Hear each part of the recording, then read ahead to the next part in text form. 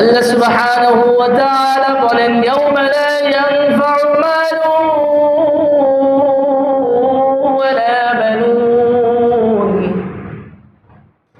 ইল্লা মান আতাল্লাহা বিকলবিন সালিম। ইয়াউমা লা ইয়ানফা'ু মাল, সেই দিন কোনো উপকারে আসবে না তার সম্পদ, কোনো কাজে আসবে না তার যত অর্থ করি আছে, ওয়ালা বানুন, এবং সেই দিন কোনো কাজে আসবে না তার সন্তান সন্ততি, ইল্লা মান আতাল্লাহা বিকলবিন সালিম। আল্লাহ সুবহানাহু ওয়া তাআলা বলেন ওই দিন তার যত সম্পদ সন্ততি আছে এগুলো কোনো কাজে আসবে না, ইল্লা মান আতাল্লাহা বিকলবিন সালিম, তবে পরিশুদ্ধ আত্মা অন্তর নিয়ে, ইবাদত নিয়ে, ভালো আমল নিয়ে যে রব্বে কারীমের কাছে উপস্থিত হবে, এই ভালো আমল, এই পরিশুদ্ধ অন্তর, এই পরিশুদ্ধ আত্মা, এই সকল ভালো আমল সেই দিন তার উপকারে আসবে, কাজে আসবে। পড়েন না সুবহানাল্লাহ। যারা আমলের মধ্যে কোনো হিংসা নাই, ইবাদতের মধ্যে কোনো বিদআত নাই, যার ইবাদতের মধ্যে কোনো প্রকার শিরিক নাই, যার ইবাদতের মধ্যে কোনো প্রকার মুনাফিকি নাই, যার ইবাদতের মধ্যে কোনো প্রকার পরলৌকিকতা, রিয়া নাই, পরিশুদ্ধ ইবাদত শুধুমাত্র আল্লাহর জন্যই যে ইবাদতটা হবে, এই ইবাদত ওই দিন মুসলমান বান্দা বান্দির জন্য কাজে আসবে, উপকার দিবে। পড়েন না সুবহানাল্লাহ। তাহলে পরিশুদ্ধ অন্তর, পরিশুদ্ধ আত্মা, কোরআন ও সুন্নাহ অনুযায়ী যে আমলগুলো আছে, শিরিক বিদআত হিংসা মুক্ত ইবাদতগুলো ওই দিন উপকারে আসবে। যেদিন সন্তানও কোনো কাজে আসবে না, সম্পদও কোনো কাজে আসবে না, আত্মীয় স্বজন কোনো কাজে আসবে না, ওই মহা মুসিবতের দিন তার এই ভালো আমল যেটা শুধুমাত্র আল্লাহর জন্য হয়েছে এগুলো তার উপকারে আসবে। নবীজি সাল্লাল্লাহু আলাইহি ওয়াসাল্লাম বলেছেন, ইন্নাল্লাহা লা ইয়ানজুরু ইলা সুওয়ারিকুম ওয়া আমওয়ালিকুম ওয়ালাকিন ইয়ানজুরু ইলা কুলুবিকুম ওয়া আ'মালিকুম আও কামা ক্বালা আলাইহিস সালাতু ওয়াস সালাম। মুসলিম শরীফের হাদিসের মধ্যে নবী সাল্লাল্লাহু আলাইহি ওয়াসাল্লাম বলেন, ইন্নাল্লাহা লা ইয়ানজুরু ইলা সুওয়ারিকুম ওয়া আমওয়ালিকুম, আল্লাহ সুবহানাহু ওয়া তাআলা চেহারা সুরত দেখে নাই, ধনী গরীব এটা দেখে না, সুন্দর অসুন্দর এটা দেখে না, ফর্সা কালো এটা রব দেখেন না, ওয়া আমওয়ালিকুম কার সম্পদ আছে কার সম্পদ নাই, কে জমির মালিক কে কার জমি নাই, যে ফিলাটের মালিক আর যার ফিলাট নাই এটা আল্লাহ দেখেন না। ওয়ালাকিন ইয়ানজুরু ইলা কুলুবিকুম ওয়া আমালিকুম, তবে আল্লাহ শুধু দেখেন তার অন্তর এবং তার ভালো আমল। করেন না সুবহানাল্লাহ। রব্বে কারীম তার অন্তরটা দেখেন যে তার অন্তরের হালত কি, সে যে ইবাদত করতেছে, সে যে হজ করতেছে, সে যে কোরবানি করতেছে, সে যে যাকাত দিচ্ছে, সে যে নফল ইবাদত করতেছে, সে যে দান সদকা করতেছে, এই যে তার অন্তর, তার কলব কোন নিয়াতে, কোন উদ্দেশ্যে এই ভালো ইবাদত গুলো করতেছে, আল্লাহ পাক তার অন্তর দেখে। ওয়া আমালিকুম, এবং তার নেক আমল দেখে। রব্বে কারীমের সাথে সম্পর্ক গাঢ় করতে হলে, রব্বে কারীমের সাথে বন্ধুত্ব করতে হলে অন্তর পরিষ্কার রাখতে হবে এবং সকল প্রকার শিরক, বিদআত, কুফর, সকল প্রকার পরলৌকিকতা, হিংসা, বিদ্বেষ এগুলো থেকে আমাদেরকে দূরে থাকতে হবে। তখন হজে যাওয়ার আগে আগে আমাদের অন্তরটা পরিশুদ্ধ করা, আমাদের হৃদয়টাকে সুন্দর করা, এক আল্লাহর জন্য সমস্ত ইবাদত হওয়া, এই মর্মে আমাদেরকে অন্তর, হৃদয়, আমাদের নিয়তটাকে সুন্দর করা। হিংসা এটা এমনই একটা জঘন্যতম একটা খারাপ কাজ। আসমানে প্রথম আল্লাহ পাকের নাফরমানি শুরু হয়েছিল এই হিংসা দিয়ে। জমিনে প্রথম আল্লাহ পাকের নাফরমানি শুরু হয়েছিল, সেটাও কি এই হিংসা দিয়ে। কোরআনুল কারীমের মধ্যে আসছে আসমানে কিভাবে আল্লাহ পাকের নাফরমানি শুরু হয়েছিল, সেই বিষয়টা কি ছিল। আল্লাহ তাআলা কোরআনুল কারীমের মধ্যে বলেন, ওয়াইল কুলনা লিল মালাইকাতি ইসজুদু লিআদামা ফাসাজাদু ইল্লা ইবলিস ক্বালা আ'আসজুদু লিমান খালাকতা তিনা ক্বালা আরাআইতাকা হাযাল্লাযী কাররামতা আলাইহি লাইন আখখারতানি ইলা ইয়াউমিল কিয়ামাহ لأحتركن ذريته إلا قليلا। الله سبحانه وتعالى বলেন, وإذ قلنا للملائكة اسجدوا لآدم।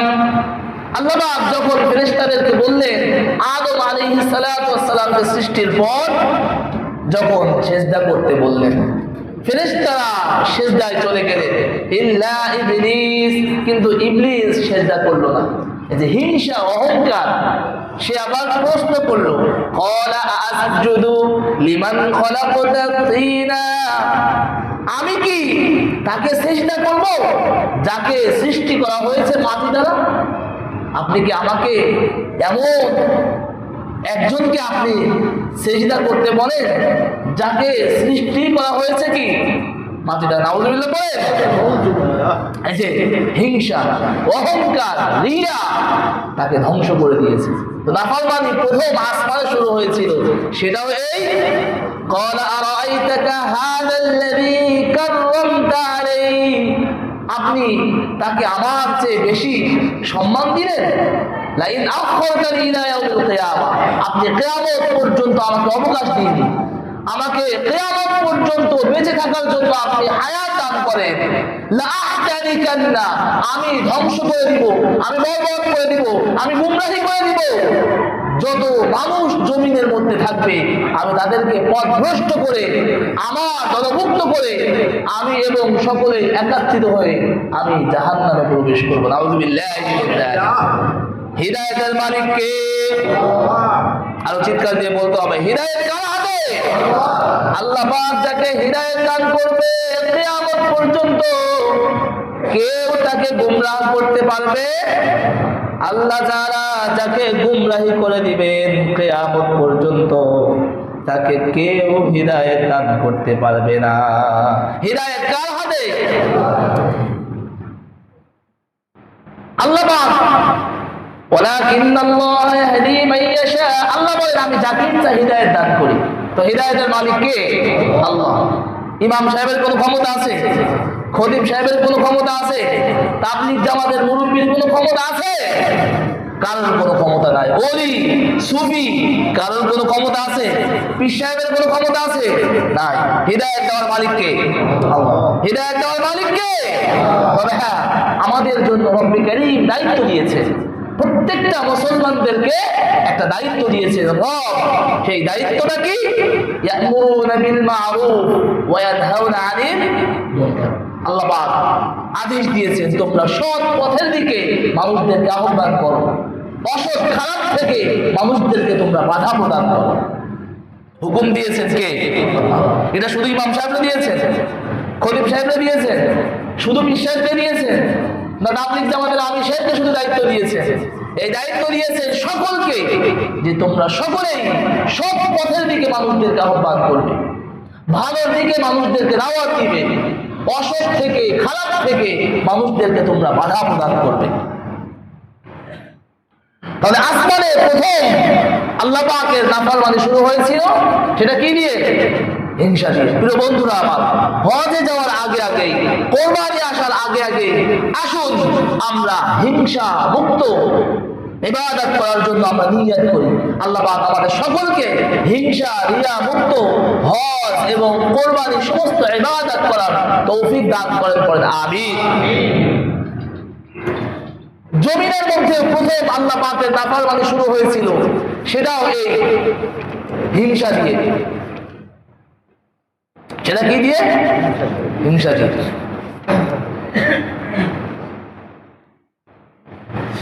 আল্লাহ তাআলা কোরআনুল কারীমের মধ্যে বলেন, মিন আজলি যালিক কাতাবনা আলা বনি ইসরাঈল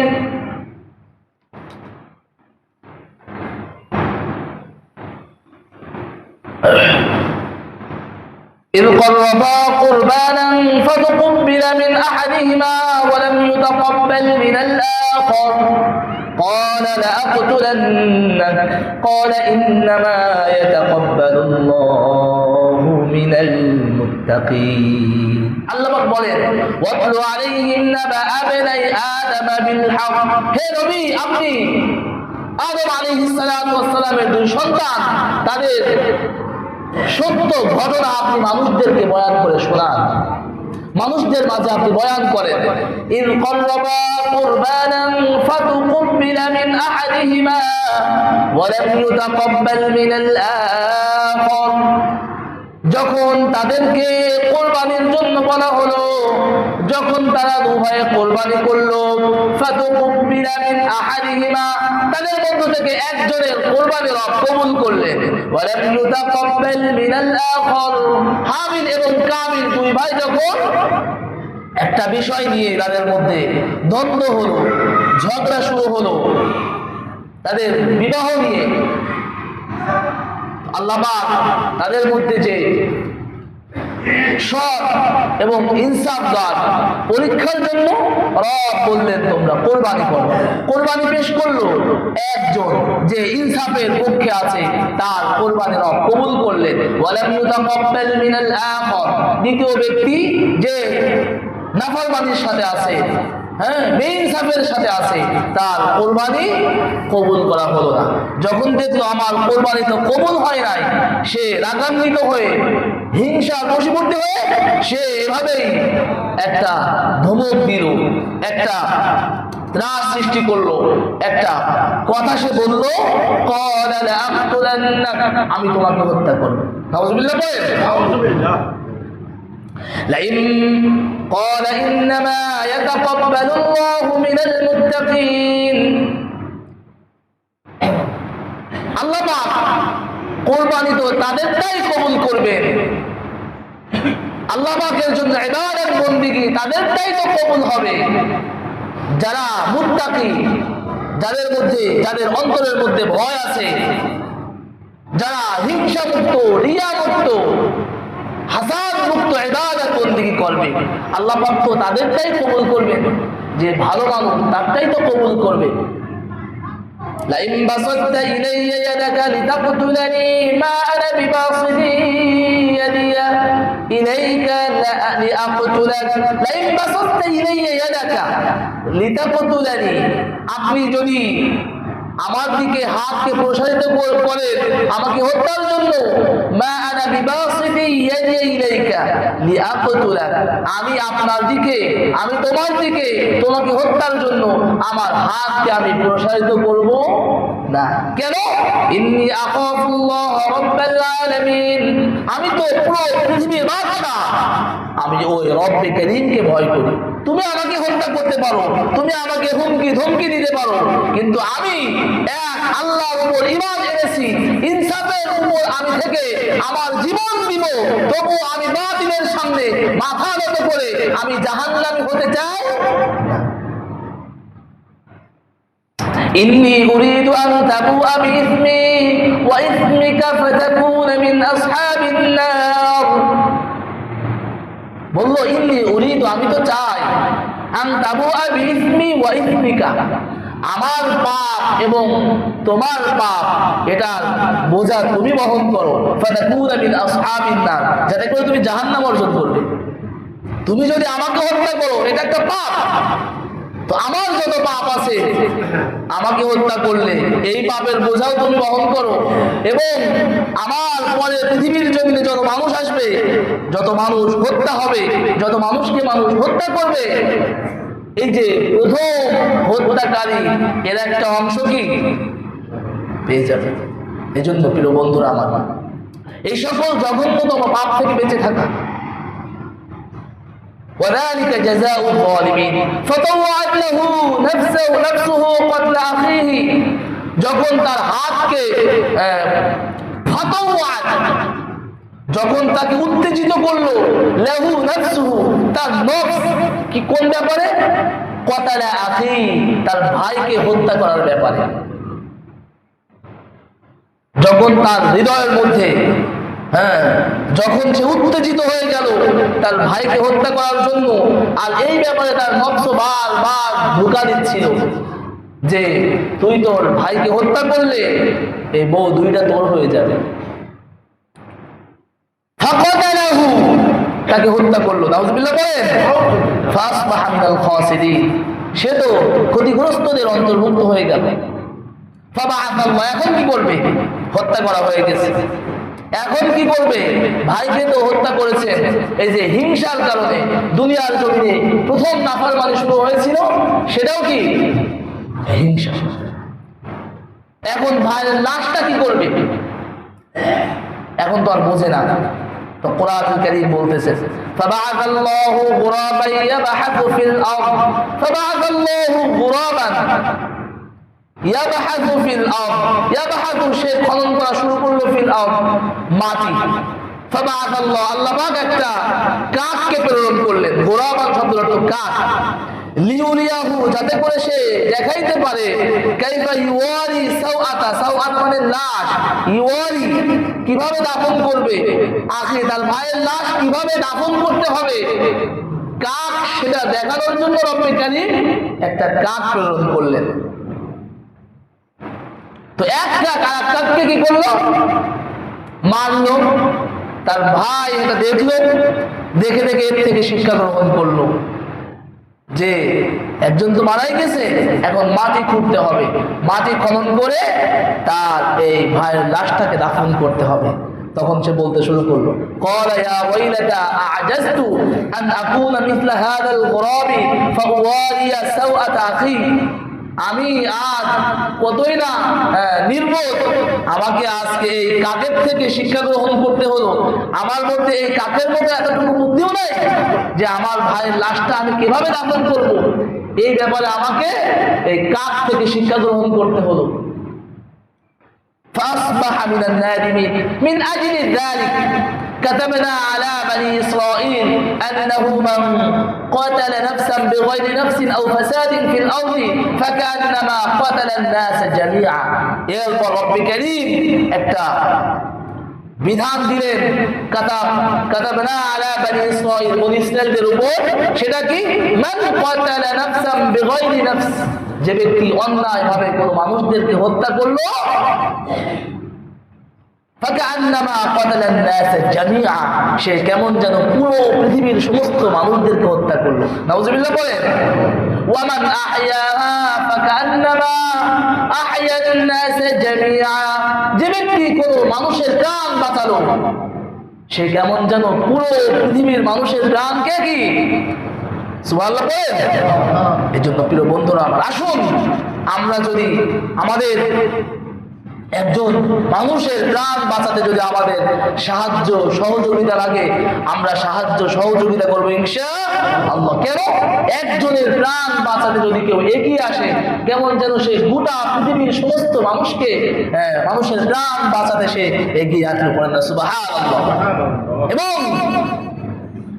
একজন মানুষের হত্যার পিছনে যত মানুষ জড়িত থাকবে, আল্লাহ বলেন সে যেন গোটা পৃথিবীর মানুষদেরকে হত্যার পিছনে সে ষড়যন্ত্র করলো। নাউযুবিল্লাহি মিন যালিক। আজ ভালো কথা বললেই রাতের আধারে দিনে দুপুরে মানুষদেরকে নির্দ্বিধায় নির্বিচারে পাখির মতো গুলি করে অস্ত্র দিয়ে লাঠি সোটা দিয়ে পিটিয়ে মানুষদেরকে হত্যা করতেছে। আল্লাহ বলে যে ব্যক্তি একজন মানুষকে হত্যা করবে সে গোটা পৃথিবীর সকল মানুষদেরকে হত্যা করার সমপরিমাণ গুনাহগার সে হয়ে যাবে। নাউযুবিল্লাহ। তো বলতেছিলাম যে সামনে দুইটা ইবাদত, একটা হলো হজ আর একটা হলো কোরবানি। তো এই হজ এই কোরবানি আসার আগে আগে আমাদের অন্তরের মধ্যে যত হিংসা আছে, রিয়া আছে, এই সব বিষয়গুলোকে ধুয়ে মুছে সাফ করে আমাদেরকে ইবাদত করতে হবে। আল্লাহ পাক আমাদেরকে তৌফিক দান করেন। হাদিসের মধ্যে আসছে হিংসা এটা বিরাট বড় একটা অপরাধ, নিন্দনীয় একটা অপরাধ। রাসূল সাল্লাল্লাহু আলাইহি ওয়াসাল্লাম বলেন ইযা ফুতিহাত আলাইকুম ফারিসুন ওয়ার রূম। নবী সাল্লাল্লাহু আলাইহি ওয়াসাল্লাম বলেন একটা সময় তোমরা রোম পারস্য বিজয় করবে, ওই সময় তোমাদের মধ্যে এমন একটা অবস্থা হবে তাতানাফাসুনা সুম্মা তাতাহাসাদুনা সুম্মা তাতাদাবারুনা সুম্মা তাতাবাগাদুনা আও কামা ক্বালা আলাইহিস সালাতু ওয়াস সালাম। যখন তোমরা রোম পারস্য বিজয় করবে তখন তোমাদের মধ্যে এমন একটা অবস্থা হবে তোমরা একে অপরের সাথে ঈর্ষা করবে, সুম্মা তাতাহাসাদুনা তোমরা একে অপরের সঙ্গে হিংসা করবে, সুম্মা তাতাদাবারুনা তোমরা একে অপরের সাথে শত্রুতা করবে, সুম্মা তাতাবাগাদুনা তোমরা একে অপরের সাথে বিদ্বেষ পোষণ করবে। এটা অত্যন্ত জঘন্যতম একটা অপরাধ, এটা মারাত্মক একটা পাপ।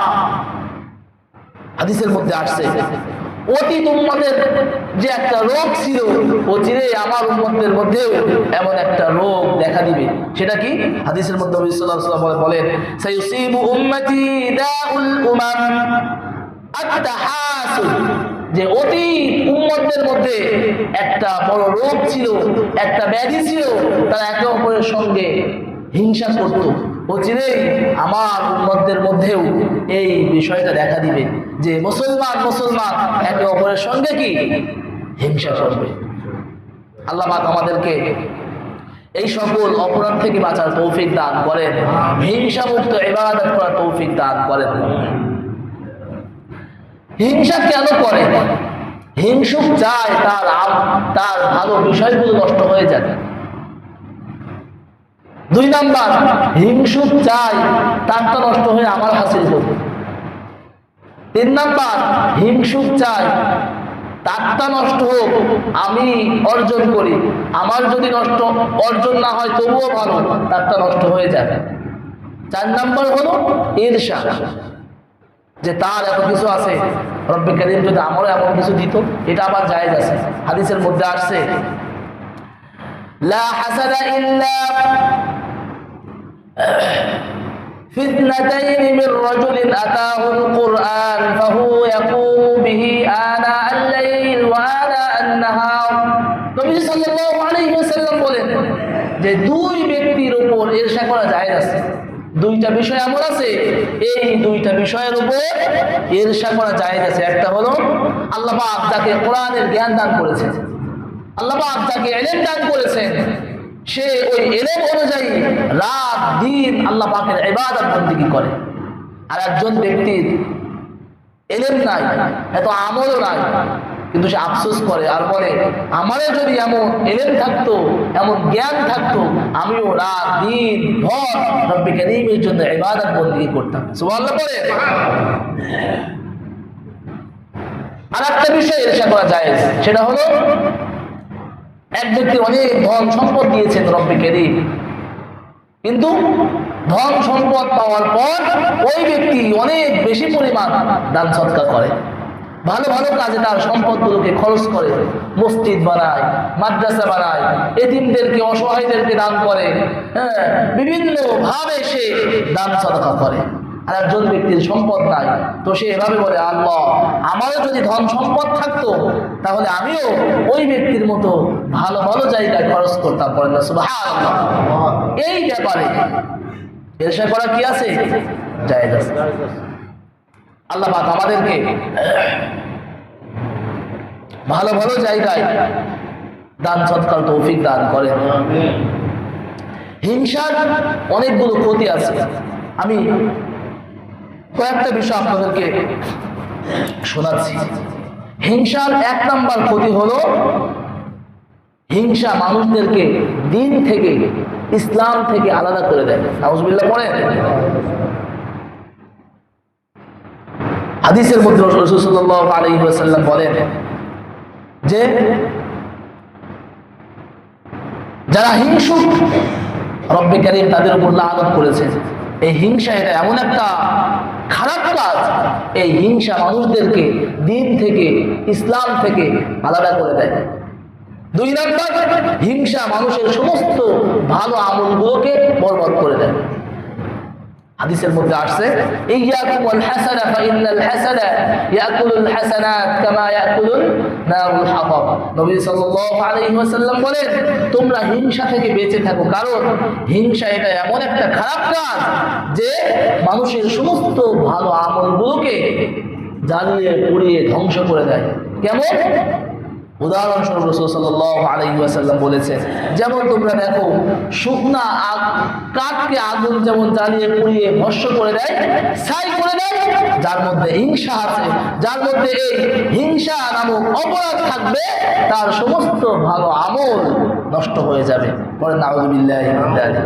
রমাদানুল কারীমের রোজা, দান সাদাকা, নফল ইবাদত, তিলাওয়াত, হজ, কুরবানি, যা কিছু থাকুক না কেন, সমস্ত আমল এই হিংসা নামক অপরাধ তার নষ্ট করে দেয়, বরবাদ করে দেয়।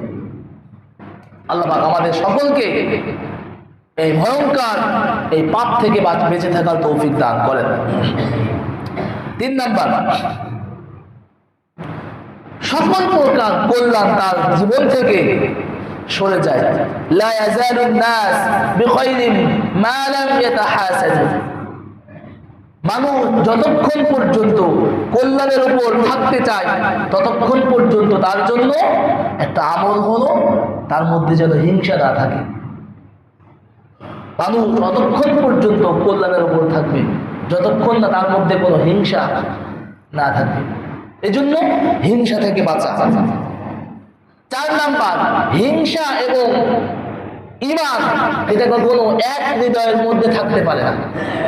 হিংসা এবং ঈমান কখনো এক হৃদয়ের মধ্যে থাকতে পারে না। হাদিসের মধ্যে আসছে, লা ইয়াজমাআনি ফি কলবি আবদিনা আল ঈমান ওয়াল হাসাদ। নবী সাল্লাল্লাহু আলাইহি ওয়াসাল্লাম নাসাই শরীফের হাদিসের মধ্যে আসছে যে ঈমান এবং হাসাদ, ঈমান এবং হিংসা এটা কখনো এক হৃদয়ের মধ্যে থাকতে পারে না। এজন্য যার হৃদয়ের মধ্যে হিংসা থাকবে বুঝতে হবে তার হৃদয়ের মধ্যে ঈমানের কমি কমা আছে। এজন্য হিংসা থেকে বেঁচে থাকা। হাদিসের মধ্যে আসছে হিংসা বদ নজর থেকে বাঁচার জন্য নবীজি সাল্লাল্লাহু আলাইহি ওয়াসাল্লাম আমল শিক্ষা দিয়েছেন। নবীজি সাল্লাল্লাহু আলাইহি ওয়াসাল্লাম হাদিসের মধ্যে বলেন যে বদ নজর হিংসা, আল আইনু হক, বদ নজর এটা সত্য, বদ নজর এটা কি সত্য। একজন সাহাবী হাদিসের মধ্যে আসছে খালি গায়ে গোসল করতেছে, আর একজন সাহাবী পথ দিয়ে যায়, তো তার দিকে তাকানোর কারণে সে তার জবান দিয়ে এভাবেই বলল যে আমার এই 2 চোখ এত সুন্দর মানুষ কখনো দেখে নাই। বলার সঙ্গে সঙ্গে ওই সাহাবী বেহুশ হয়ে পড়ে গিয়েছে। তিনি বলেন যে আমার এই 2 চোখ এত সুন্দর শরীর, এত সুন্দর মানুষ, এমনকি কোনো মহিলারও এত সুন্দর শরীর আমি দেখি নাই। বলার সঙ্গে সঙ্গে কি বেহুশ হয়ে যায়। ওই সাহাবীকে ধরে রাসূল সাল্লাল্লাহু আলাইহি ওয়াসাল্লামের কাছে নিয়ে গেলেন। নবী সাল্লাল্লাহু আলাইহি ওয়াসাল্লাম বললেন, তোমরা কাকে সন্দেহ করো? কার বদ নজর লাগতে পারে? সাহাবায়ে কেরাম বললেন, ইয়া রাসূলুল্লাহ, ওই সময় তো অমুক ব্যক্তি আমাদের পাশ দিয়ে গিয়েছে, তাকে ডাকো, তাকে উযু করাইলেন, উযু অবশিষ্ট যে পানিটা তার গায়ের মধ্যে ছিটিয়ে দিলেন, আল্লাহ পাকের ইচ্ছায় তার জ্ঞান ফিরে আসলো, হুঁশ ফিরে আসলো। সুবহানাল্লাহ বলেন। এই জন্য বদ নজর এটা সত্য, হিংসা, হিংসু, বদ নজর এগুলো সত্য। এই হিংসা, এই বদ নজর থেকে বাঁচার জন্য কোরআনুল কারীমের মধ্যে একটা সূরা আছে, সূরাতুল ফালাক, সূরাতুন নাস, খুব বেশি পরিমাণে কি তেলাওয়াত করা, সন্তানদের উপর ঝাড়ফুঁক করা, সূরা নাস, সূরা ফালাক পড়ে, এই সূরাগুলো পড়ে সন্তানদের উপর ফু দেওয়া, প্রত্যেক নামাজের পর এই সূরাগুলো তেলাওয়াত করা, ঘুমানোর সময় সন্তানদের উপর আয়াতুল কুরসি, সূরা নাস, ফালাক পড়ে কি ঝাড়ফুঁক করা। তা আল্লাহ পাক আমাদের সকলকে হিংসা, রিয়া থেকে বাঁচার তৌফিক দান করেন। আগামী যে ইবাদত হজ এবং কোরবানি আল্লাহ পাক যেন আমাদের কবুল করেন। আমরা যারা হজ করতে পারি নাই, রব্বে কারীম যেন আমাদের জন্য এই হজ কবুল করেন, আল্লাহ পাক যেন আমাদেরকে ব্যবস্থা করেন, আমিন। এবং যারা হজে যাচ্ছে আমরা সকলের জন্য দোয়া করব, আপনাদের কাছে আমাদের দাবি আপনারা আমাদের জন্য দোয়া করবেন, রব্বে কারীম যেন আমাদেরকেও কবুল করেন। যতটুকু বললাম আল্লাহ পাক আমাদের সহিহ কথাগুলোর উপর আমাদের তৌফিক দান করেন। আর একটা কথা, আমাদের তৃতীয় তলায় প্রায় মোটামুটি সম্পূর্ণ হয়ে গিয়েছে। আমাদের যে নিচের যে নেট ফিনিশিং এর কাজটা গতকাল রাত্রে সেটা সম্পূর্ণ হয়েছে। এখন আমাদের ফ্যানের দরকার, গরম চলে আসছে। তো আমরা সকলেই এদিকে একটু লক্ষ্য করব যে এই গরমের সময় আমরা যেমন এসির মধ্যে, ফ্যানের মধ্যে নামাজ আদায় করতেছি, আমাদের ভাইরা যারা উপরে কষ্ট করে নামাজ আদায় করতেছে তাদের জন্য আমরা এসির ব্যবস্থা না করতে পারলেও যেন একটু ফ্যানের ব্যবস্থা করতে পারি। তো এই জন্য আমি সকলের কাছেই দাবি করব, আমরা সকলেই একটু এগিয়ে আসি, আমাদের যার যতটুকু সাধ্য আছে আমরা সকলেই সাধ্য অনুযায়ী আমরা এদিকে দান করবো ইনশাআল্লাহ। যদি কেউ পারেন একটা ফ্যান, দুইটা ফ্যান দেওয়ার জন্য যদি কেউ নিয়াত করতে পারেন, আমরা সকলের জন্য এখন দোয়া করবো ইনশাআল্লাহ। আল্লাহ পাক আমাদের সকলকে এই ভালো কাজে, মসজিদের এই ভালো ভালো কাজে অংশগ্রহণের তৌফিক দান করেন। তো আমরা যারা দিতে পারি আমরা সকলেই দিব ইনশাআল্লাহ। আমাদের যাদের এমন পরিচিত আছে যারা দান করতে চায়, মসজিদে ফ্যান দিতে চায়, অনেক সময় দেখা যায় যে মা বোনরাও মসজিদে ফ্যান দান করতে চায়, তো আমরা আমাদের এই সংবাদটা বাসা বাড়িতে পৌঁছে দেবো ইনশাআল্লাহ। তিনারাও যদি, আমাদের মা বোনরাও যদি দান করতে চায়, আমরা তাদের কাছ থেকেও নিয়ে ইনশাআল্লাহ মসজিদে আমরা পৌঁছে দিব। আল্লাহ পাক আমাদের ব্যবস্থা করে দেন, আল্লাহ পাক আমাদের সকলের ইবাদতকে কবুল করেন, সকল প্রকার হিংসা রিয়া মুক্ত ইবাদতের তৌফিক দান করেন, আমিন। ওয়া আখিরু দাওয়ানা আনিল হামদুলিল্লাহি রাব্বিল আলামিন। আসসালামু আলাইকুম ওয়া রাহমাতুল্লাহি ওয়া বারাকাতুহু।